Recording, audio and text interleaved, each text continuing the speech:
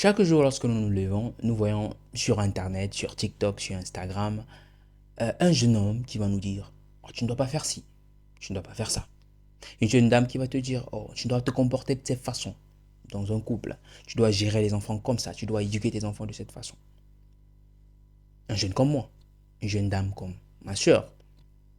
Et puis, les personnes âgées, les personnes qui ont de l'expérience, se posent la question: sur quelle base est-ce que ces jeunes gens se placent pour parler? Avec quelle expérience?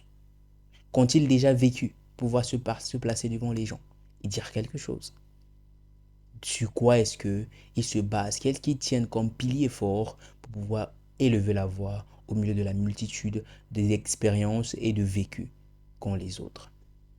Je suis Vels Afrique de Impact All Generations et dans cette vidéo, nous allons parler de ce que plusieurs appellent le syndrome du trop parler, le syndrome du parler trop tôt. Parce que les jeunes gens aujourd'hui parlent un peu beaucoup sur les réseaux sociaux. Ils partagent plus. Ce sont les plus influents. Alors nous en parlons dans cette vidéo. Bienvenue dans la famille des authentiques où nous parlons de vérité, de transformation personnelle, de changement de mentalité, où nous révélons des vérités cachées ou bien des vérités que tu sais mais que tu as oubliées. Alors si c'est ta première fois de voir l'une de mes vidéos, veuille bien liker, commenter, partager et surtout t'abonner pour ne pas manquer les prochaines vidéos que nous allons publier sur cette page. Alors laisse un pouce et on se dit après l'intro. Nous tous, autant que nous sommes, nous avons déjà été témoins de ça. Se lever le grand matin, prendre son téléphone. Et lorsque tu tombes sur TikTok, tu tombes sur Instagram, tu tombes sur Facebook, c'est un jeune homme qui te conseille. Un jeune homme comme moi. Ou une jeune dame qui te dit tu ne dois pas faire ci, tu ne dois pas faire ça. Tu dois te comporter de cette façon. Dans ton mariage, tu dois gérer les choses de cette façon-ci. Dans ta société, tu dois faire comme ça. Pour ta carrière, tu dois te comporter de cette façon. Alors plusieurs se posent la question, mais quelle expérience ont-ils réellement? Qu'est-ce qu'ils ont déjà vécu? Qu'est-ce qu'ils ont déjà eu comme expérience pour oser venir se placer devant les gens? Se placer devant des personnes qui sont probablement leurs parents, c'est-à-dire qui ont pratiquement l'âge de leur père et de leur mère pour dire quoi que ce soit. Qu'est-ce qu'ils ont vécu? Quelle expérience est-ce qu'ils ont déjà eu de la vie? Qu'est-ce qu'ils ont connu de la vie?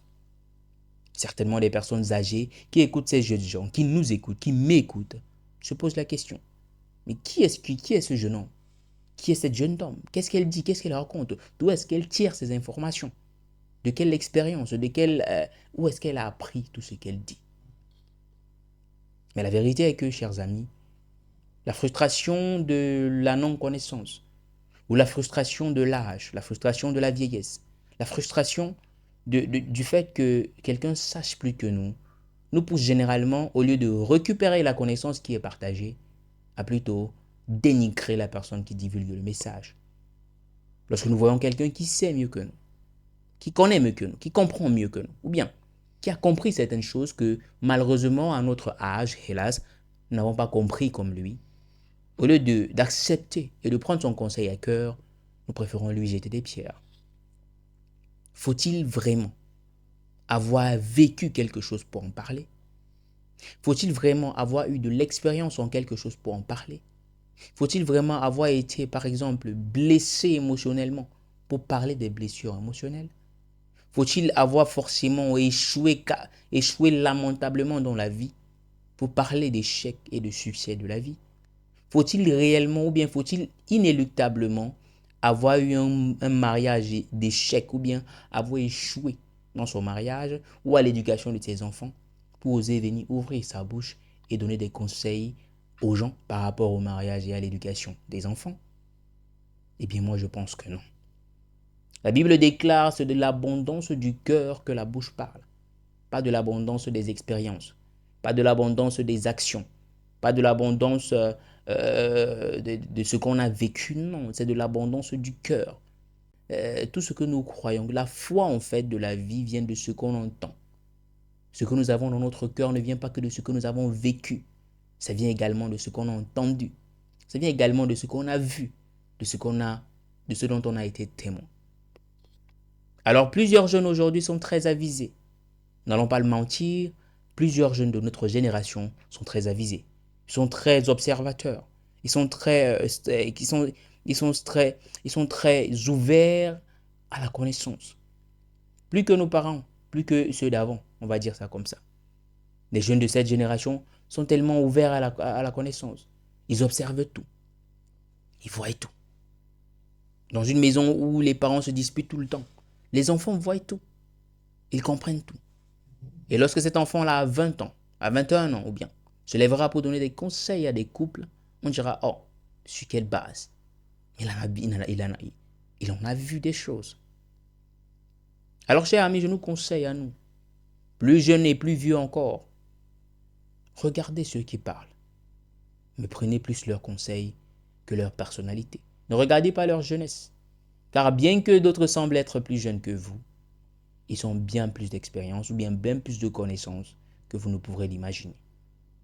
Et à ceux-là qui tendent à vouloir se décourager, parce qu'on leur a dit tu parles un peu trop, tu parles beaucoup et ça ne donne rien.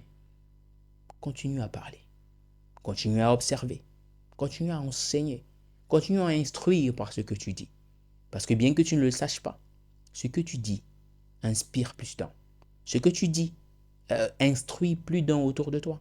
Ce que tu dis conduit et enseigne les gens autour de toi. Alors continue sur cette voie que tu as commencé et n'abandonne pas. L'expérience ne suffit pas. L'expérience, c'est un chemin. La sagesse, c'est le chemin. L'expérience, je le dis encore, c'est un chemin. Mais la sagesse, c'est le chemin. Le chemin vers toutes les connaissances. Le chemin vers toutes les illuminations. La sagesse, c'est le chemin vers la gloire, vers la gloire effective. Alors, cher ami, je te dis à très bientôt et porte-toi bien.